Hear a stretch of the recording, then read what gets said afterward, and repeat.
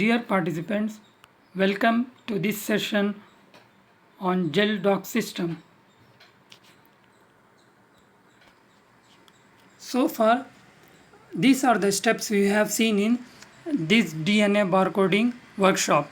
The first step is the collection, which is very important, and in this collection method we have seen the different collection methods and how to preserve the sample separately for morphological study as well as for the molecular study. And then we have seen the important step, that is the isolation of whole genomic DNA from the tissue. In this session we have seen how to isolate the DNA using some commonly used methods like the phenol chloroform, salting out method, and by using some commercially available kits. Then after we have isolated the DNA, then the next step is the quantification of the isolated DNA. And in this session we have seen how to quantify the DNA using using spectrophotometer. And then after we have quantified our sample, the very next important step is to amplify our quantified DNA. So in this step, in the barcode, to amplify the barcode region, it depends on the species. So for every species there are certain specific species specific primers which gives better result, and even we can use some universal primers are available. And the problem with using a universal primer is that it doesn't suit for all the species. For example, in our studies we came across several CO1 like genes, which we even call it as a nuclear mitochondrial gene, or the NUMT in short. These genes are nothing but they are pseudo genes. So they give this leads to some overestimation of the results.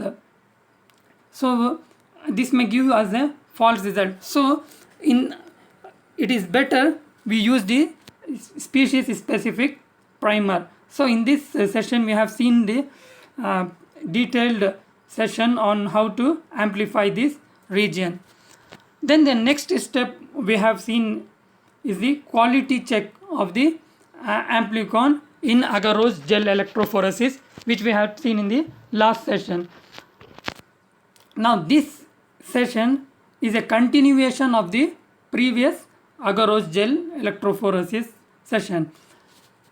Now in the previous session we saw how the amplified DNA is run in agarose gel, and the bands obtained are viewed in UV transilluminator.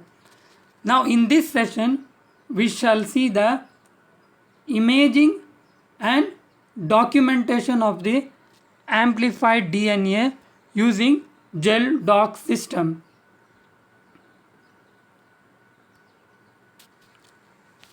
Now the question arises, once we have seen viewed the bands in the UV transilluminator, then why should we go for gel dock system? The answer is, it is an advanced technique. That is, this gel dock system is an advanced technique to visualize the nucleic acid and other biomolecules. Apart from that, it possesses so many advantages over UV transilluminator. The first advantage is it is safe. It protects the user from UV exposure. And the next advantage it has over the UV transilluminator is, here the stained gel can be photographed. Here in this it has a camera unit, that is a CCD, high resolution camera unit, integrated with the dark room of the gel dock system. So apart from that, the next advantage it has is here the printout of the photographic data can be easily taken, and here the image data is displayed in real time, and the images still displayed on the screen can be easily printed out without a video printer, and even we can save the result to a compact flash media. So here these are all the advantages it possesses over the UV transilluminator. Now here you can see this UV transilluminator. So it has a power switch on and off mechanism. So then in the center you can see the where we view the gel, and here we have a covering to cover the gel surface. So it will be clear in this image. So here you can see the different parts of the UV transilluminator. The first is the view. In the center is the gel viewing surface, and here in the side you have a power button with which you can on and off the features. Then and the topmost thing is the amber cover filter.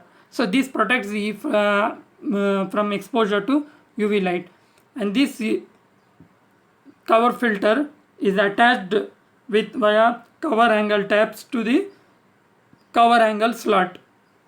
So from this you can see that it doesn't have a closed surface, so that it can give maximum protection, against the UV exposure. Now coming to gel dock system. What is a gel dock system? A gel dock system, actually it is known as a gel documentation system, which in short we call it as a gel dock, or it is also called as gel image system or gel imager.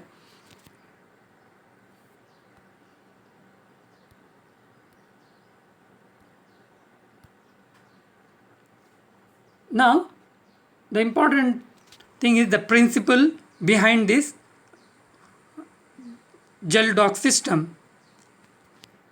Now for that, here we have to go back to the agarose gel electrophoresis for a better understanding of the principle. Here you see a fluorescent material that has bound to nucleic acid. It is excited by the ultraviolet radiation, and in turn which emits the fluorescent light. Now let's go back to the basics. Now here the fluorescent material is the ethidium bromide.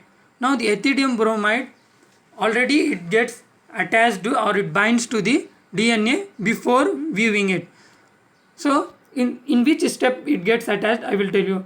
The first step what we have done is, in the agarose gel electrophoresis, we heat the agarose solution in a microwave oven till all the agarose gets dissolved. So when we have dissolved all the agarose, we take it and allow it to cool, and when the temperature reaches 40 degrees Celsius, at that time we add the ethidium bromide to the agarose, and we mix the content by swelling it and mixing it properly, and then we pour the mixed content into the gel casting tray. Now during this and after this the sample, that is the gel, gets solidified, and then we load our sample. Now if you see here, ethidium bromide is a intercalating molecule. It binds to the DNA molecule. Now it binds, and though it has bound, it is not visible to us. We have run the gel now in the agarose. In the previous session we saw that we have run the gel. Now the gel is ready, and we are visualizing, or we are viewing it in the either in the UV transilluminator or the gel dock system. Now what happens, already the ethidium bromide, it binds specifically to the, it has bound to this nucleic acid, and now when we place it in the tray and close the gel dock system and switch on the UV light. Now here the UV light excites the, that is the nucleic acid, here it is excited by the ultraviolet radiation, which in turn it gives the fluorescent bands. Right, this is about the basic principles of gel dock system. Now let's see the different parts in a gel dock system. Now you can see in the image here it has a, first thing is a source of radiation. Here the source of radiation is UV. So here you can see in this image that is a transilluminator, and this is the source of light here. And the source of radiation, that is source of irradiation, is the UV transilluminator here. And generally the size is 20 into 20 centimeter. And another component of this is a base plate. Now this base plate, it is nothing but it contains a sample tray or a gel viewer. In the image you can see that a gel tray is there, where we place the gel and push it inside and close the door, so that when we switch it on, it gets illuminated and the result is seen in the computer. Then the third is a set of filters. This is the light filters. And fourth is the imaging device. So here a camera with CCD high resolution unit, that is it contains a CCD stands for charged coupled device. So the CCDs are nothing but it is a sensor used in digital cameras and video cameras to record the still and moving images. So here this CCD captures the light and it converts it into digital data that is recorded by the camera. So that is why we call this CCD as a digital version of film. So this is the CCD camera unit which is integrated in the dark room, and here the camera is controlled, and it has and the video is monitored, and it has a video monitor as well as a printer. And you can see the readout system which is computerized. So these are all the some of the different parts in a gel dock system. Now coming to the types of gel dock system. Now the type of gel dock systems, it depends on a laboratory and its application and detection method. The first, if you see the chemiluminescence, it is primarily used for Western blotting. Whereas if you see in the next CCD and digital, here the ethidium bromide, that is which is exposed to UV, and then in case of infrared, then chlorofluorescence, then densometric and visible light detectors. So for this for this purpose, the quantitative reads of nucleic acids and protein bands, and for dot plots, and while using microplates, for we use this CCD digital type of gel dock. And the next is the film auto radiography. Now this is used for the radioisotopes, and in the laser it is used for the quantification of once again radioisotopes. Then the multiplex type of gel dock system, it detects and image the multiple fluorescent signals simultaneously in the same experiment. Then the phospho imagers, so this enhances the sensitivity for the multiplex fluorescence applications, and here the radioisotopes and the flexibility in the choice of emission filters are all included. Now this is the result which we have obtained. Now these bands you can see here we have used the one ladder DNA, which is 2-log DNA ladder. Now here you can see the 100 base pair, 500 base pair, 1 kilo, 1 kb, 1.5 kb and 3 kb. And now we in the 1, 2, 3, 4 and 5 wells we have loaded our sample. Now you can see here this sample, it comes between 500, that is in between the 600 and 700. Our band is in this range. So this is our Ascidian sample and it shows that it is of 650 base pairs. Now here you can see in the same different with different Ascidian samples, the bands of different Ascidian samples are shown in this image. Here you can see in all the samples it is at 650 base pair. So this is our result which we have obtained from the collection to till this end of the, that is the this end step in the GelDoc system. Now in the upcoming sessions it will be very interesting sessions. Some of the sessions like gene sequencing. Now in this, how the DNA is sequenced and what are all the methods and what are all the updated, that is the modern methods, that is the automated methods, and what are all the in the automated DNA sequencing methods it is based on which principles. So we shall see all this in the upcoming session, and this is followed by the submission. That is, in this session we will see the quality check of our sequence, and once it is very important step in the gene bank submission, since only the good quality sequence are only accepted.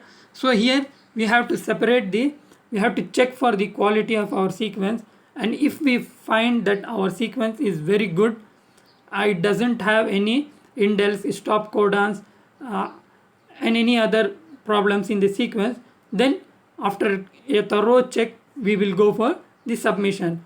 And in case of if we find any gaps, indels, stop codons or any other problems in the sequence, the sequence will be excluded from submission. And another important step in this barcoding is the homology search in BLAST. So this is very important step, because here the sample which we have taken, we are going to identify it in this step by comparing it with the database, that is the GenBank database, already deposited sequences, and based on the percentage of similarity we will be assigning the species. So already we have identified the species based on our morphological characters, and that is a traditional taxonomy. Now we will confirm the that identification even using this molecular tool. So this step is very important, and the interpretation here is very important here. So once we miss anything, there are chances of for the assigning these species. There may be some problems in assigning these species.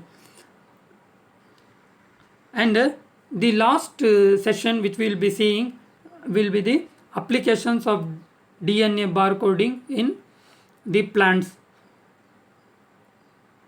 How this DNA barcoding is